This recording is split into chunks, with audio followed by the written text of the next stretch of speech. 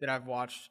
Well, I would say the Golden State Boston was great. Was probably the best game I've watched all year. But this was a close second. This was back and forth. I think there was like 20 lead changes and 20 ties, and it was back and forth all the time. Marcus Smart hitting crazy threes. Tobias Harris drilling three after three. Avery Bradley locking down. Yeah, since when is Tobias Harris like an elite 3-point shooter all of a sudden? I mean, he's always been able to hit him. He's a really good player.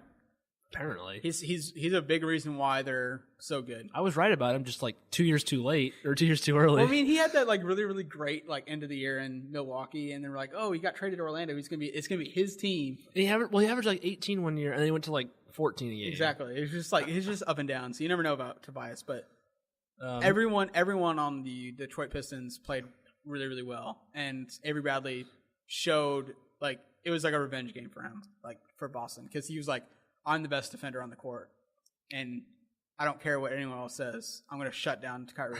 He didn't really shut down Kyrie, but he definitely bothered him, and you could see it while he was playing. Side point: who's coach of the year right now? Stan Van Gundy or Brad Stevens?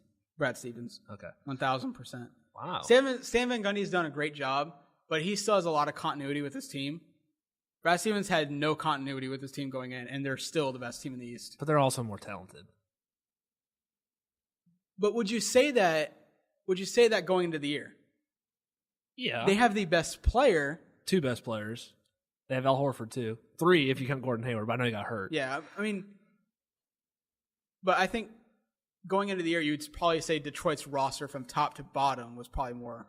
Because there's a lot of young guys on Boston's team. Marcus Smart, Jaylen Brown, they're all so talented. Jason Tatum's talented. We know that now. Like, Jaylen Brown averaged 7 points per game last year.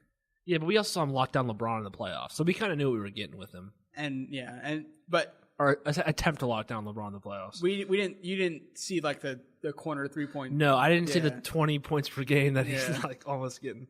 All right, next we got to move on. Philadelphia 11-8, pretender or contender? They got waxed by Cleveland. Contender to be in the Eastern Conference Finals. That's what you're saying. Yeah. Not in the Eastern Conference Finals, but I will eat my words, and they will make the playoffs, and they'll probably be in top 6 seed, win a series, top 5 seed. Think they win a series or not? If they get to the, let's say they get right now, they play Toronto. Who would you pick in that series? Toronto always blows. I would say against Toronto, I would definitely say Philadelphia. Actually, that's kind of funny. If Philly got Detroit, who would you pick? Detroit. Okay. Indiana. That's the problem. Like, because you think so. If that's going to be a big thing with seeding for them, they might want the 6th seed. Then you want Toronto, is what you want. Yeah, you want Toronto. You don't want Detroit, who's probably going to finish 4th. You think Detroit finishes 4th, Toronto 3rd? Yeah. Okay. What do you feel about Indiana? The big men are playing great now. Miles Turner's finally turned it around. Eastern Conference Finals, no. Possible dark horse in the playoffs, yes. Upset alert? Indiana or Detroit? That would be a good series, but I'd still pick Detroit. Okay. But I still think it would be a good series. That's like a thing with the Eastern Conference Finals. We always thought, or we all thought that, you know, the Eastern Conference Finals was going to be like really, really boring, and there's no stars there. Which is true, there's no stars there, but there's like all these teams play really, really hard and really, really well. Yeah, I'm with you. And they're all fun to watch. Yeah, it's pretty funny. Did Indiana win that Paul George trade? Yes, okay. 100%. Okay. And then Oklahoma City lost in 2 ways. They found out that, oh, wait, Russell Westbrook doesn't make players better.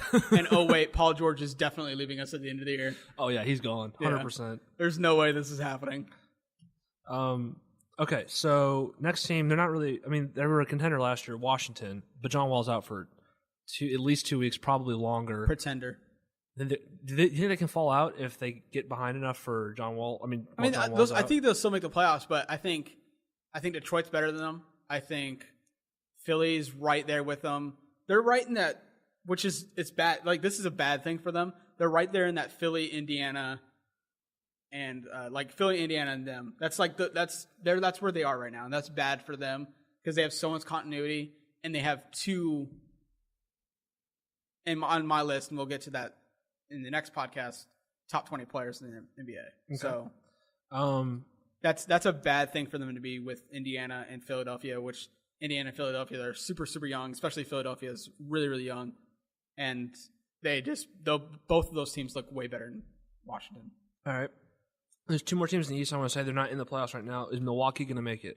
Milwaukee will make the playoffs. Will Charlotte make it? Well, last time we did a podcast, I said Charlotte would make it, I believe. Yeah, they're 3-7 in their last 10. They've lost 2 in a row. Yeah, I don't think Charlotte makes it. They're a trade away. Let's go top to bottom from the East, because the East is actually a lot more competitive than everyone thought. So we got Boston, Detroit. I'm going to say my final, what my final prediction is going to be. Okay. It's going to be Boston number 1 seed, Cleveland number 2 seed, Toronto number 3 seed, Detroit number 4, number 5 Philly, number 6 Indiana. Okay. You put Washington in there? 7 Washington, or 5, 6, and 7 are all interchangeable, but 7 Washington, and then 8 we've got Miami, New York, Charlotte, Milwaukee. Okay. So Milwaukee is also in that 5, 6, 7. From 5 to 8, they're all gonna be all that stuff's interchangeable, I think. Yeah, I think I probably agree with you on all the same teams for the most part. I'm not interchange. I might put Milwaukee a little bit higher. I believe in Giannis. Well, I mean, like I said, Milwaukee be as high as 5 and as low as 8. Yeah. All right. So to the West, here's we'll transition. But is Portland a contender? The 13-8. Pretender. I'm actually with you. Portland goes through stretches where they look really, really good, and I don't believe in Nurkic. Me neither. And there's just Nurkic is so inconsistent. When he plays really, really well, they're really, really good. And when he doesn't play that well, they're not that good. And when they get to the playoffs, if they play Minnesota or San Antonio, they're gonna get wrecked. I mean, they're gonna get absolutely wrecked. Is Denver a pretender or a contender? Damian Lillard must hate everybody in the media. Oh, no one respects him. I hate on Damian Lillard more than just about anybody in the world. Nobody respects Damian Lillard. And he always just he can rap pretty well. He does, and he always just puts up. He's like, dude, I like CJ McCollum more. I know, but that's what I'm saying though. Is people are like, oh, who would you pick, CJ McCollum or Damian Lillard? It's people are saying now, it's like, oh, I might lean more towards CJ, and Damian Lillard's done nothing but been great since he got into the league. Yeah, he has been. It's kind of ridiculous how much disrespect. I'll be the first to admit that I disrespect him all the time. All right, so Denver, pretender or contender? Pretender. What? Dude, they're good. They just don't play defense, and I'm still question mark on Jokic. I'm a believer, but obviously everybody knows that. Yeah. How about Oklahoma City at 8-11? They're going to end up making the playoffs, I think, but no. Pretender. How great would it be if they missed? If they missed the postseason. I would die. I would be so happy. I would die laughing. I'd be so happy. We've already talked about the Clippers. Hold on. Let me just talk about the Oklahoma City Thunder for a second. This is the biggest evidence that we have that Westbrook did not deserve the MVP last season. The MVP is supposed to make other teammates better. Domantas Sabonis and Victor Oladipo and Doug McDermott are all much better on their new teams. Taj Gibson's much better on his new team. And is Cantor? All Westbrook did was make Paul George and Carmelo Anthony into worse players. They look so much worse than they did last year. So much worse than they did last year. It's just it doesn't work. Westbrook is at his best when he can just go by himself. And sure, that's not ever gonna. I don't think he can ever win that way, even if he had the best role players on his team. He just doesn't, And it's not like he doesn't try. He's really trying to win, but it's like that AI thing. Yeah, AI was like, I want to win so badly that I don't trust anyone else to take the shot. Yeah, no. You know what? And this is really disrespectful. I'm about to say it. Do you know who he is? He's Matthew Stafford of the NBA. He just puts up ridiculous numbers, and somehow nobody gets better on the team. Okay. I'm just saying. I mean, I think he's talent-wise, he's amazing. Well, Matthew Stafford is also like that too, but he's never going to win anything, and neither is Russell Westbrook. I mean, can we all stop hating on Kevin Durant for leaving now? We can see why he left, right? I mean, Paul George is also going to leave, and Carmelo Anthony's going to be like, oh my gosh, take me with you. Dude, Carmelo Anthony's going to be crying when he's there by himself with, he's going to let him and Kevin Durant how many more years does he have on his contract? Carmelo? 2? When was the big free agency? It was before 2014-2015 season. So he signed a 4-year deal with an option. So it's probably 2 years. 2 years left, I think. Yeah. I can double check that real quick, but yeah, they're. What seed do you think they'll be in? If they make the playoffs, they'll be 6. Think so? Yeah. If they make it. Yeah, and so actually they'll be right around where they were last year. I think they'll be right above 500. Last year they played Houston in the first round, right? Yeah, and so they were the 7th seed. 7th seed? Okay. Yeah, they were the 7th seed last year, or 7 or 6 seed last year, and they're going to win maybe one playoff game, and then they're going to get blown out of the gym every other game. And I know, but they beat Golden State when they played. Yeah, they did. Guess what? Sacramento beat Golden State yesterday. Yeah. So, I mean, I'm not going to put much stock into it. Follow up on Carmelo. He's got Golden State lost 12 games one year. Guess what? They didn't lose any in the playoffs. Yeah, my follow up on Carmelo. He has 2 years left plus an option. So, good luck, OKC. Good luck. Utah. They're 9-11. I want to say contender, but they're not going to be a West. If what we're going by is Western Conference Finals is like a contender. They're 1-7 on the road, so if they don't have home court advantage, they're losing. Yeah, I know. So, but they're not going to make the Western Conference Finals, but I still think they make the playoffs. I think they're better than OKC. They have a losing record against the East.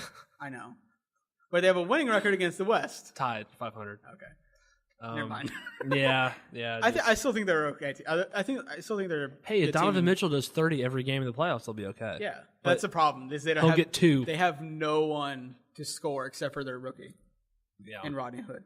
All right, I'm going back to Eastern Conference for a second, and you and I have had this debate basically every podcast we've done this. Who wins the East, Boston or Cleveland? Cleveland's won 8 in a row. Who wins the East and goes to the finals? Who goes to the finals, Boston or Cleveland? Or Detroit if you're really ballsy. If you asked me this question 2 weeks ago, you already know my answer. Boston, no question. Yeah.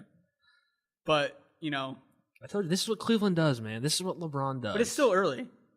No, it's over. And we say this every year, but can LeBron really keep it up? Yes, he can keep it up. Can he? He's 33. So? He's playing like 40 minutes a game. He's fine. He's going to rest a couple. They're going to get the 1 seed. They're going to win the series, or win the Eastern Conference Finals, make it to the finals, and Stephen Curry is going to just whip them. It's going to happen again. We all know it. I want to say Celtics so bad. I know you do. I'm going to say Celtics my goodness. win the East. You want to put some money down on that right now? No, actually, I'm going to pick Cleveland because I think they do a trade. Yeah, Cleveland will trade that pick for something. Yeah. But I mean, Boston's up for a pick, like doing a trade too. Yeah, they could because they have the LA pick. Yeah, it's protected though. No, I don't think so. I'm pretty sure it's they have like a top 5 pick. A little bit protected. I'm pretty sure it's a little bit protected. But, I mean, if LA is 500. They still have room to make trades. That's true. And they have a lot more young talent than Cleveland does. That is true. I will give you that. Shimmy might be in a deal. Even though I love Shimmy, and I would never want to see him leave Boston because I think he fits that so well. He does. Okay, how about moving back over to the West for a second? The Spurs are 13-7 without Kawhi Leonard. Yeah. Could they actually knock off Golden State? No. You sure? 100%. Could they take Golden State to 7 games? I think they can make a series out of it. And I think last year it would have been a series. I still think Golden State wins. Like, well, they were like dominating them. Yeah. Yeah, 1 game. One game. I would have said it gone to. I think if Kawhi probably would have gone to 5 games. It would have gone more than that. 6 games. Okay, you got to at least give the Spurs 2. Maybe. Well, they probably would have had. They would have had game 1. They probably would have won that game. But there's still a chance that Curry still goes off. There's still a chance that they still win that game. They also didn't score like the whole fourth quarter. Like the whole fourth quarter, they didn't score. And Golden State barely won. It's not like Golden State won by 10 or something. I know, but they can make it a series and make it go to 6 games. I'm just saying. I don't think 7, but maybe 6. They're a game and a half behind Golden State without Kawhi Leonard. Yeah, Golden State's played like they didn't play Curry or Durant yesterday, and they were still 14-point favorites and lost. Yeah, I mean, they put it without their 2 best players. It's not like their third and fourth best players aren't like top 25 players. I know, but we already know. Me and you already have our opinions on how Klay Thompson